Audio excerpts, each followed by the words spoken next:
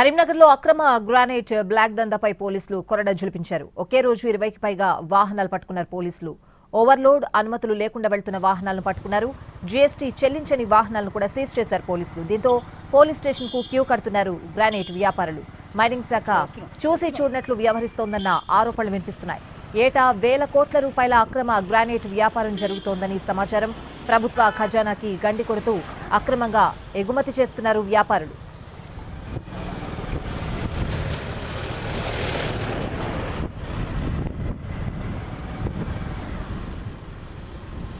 కరీంనగర్లో అక్రమ granite black దందాపై పోలీసులు కొరడ జులిపించారు. ఒకే రోజు 20కి పైగా వాహనాలు పట్టుకున్నారు పోలీసులు.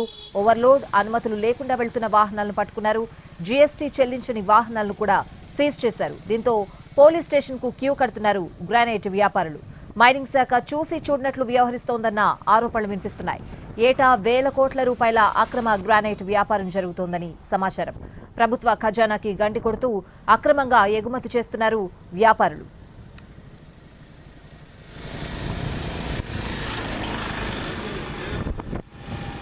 ఎవరు